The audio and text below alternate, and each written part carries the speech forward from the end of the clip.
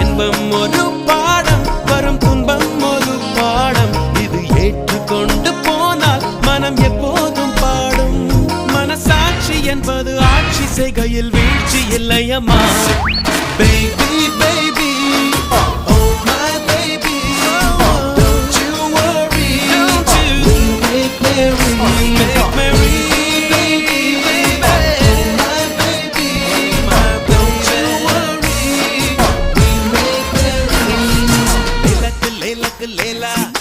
Latest தத்துவம் தோழா.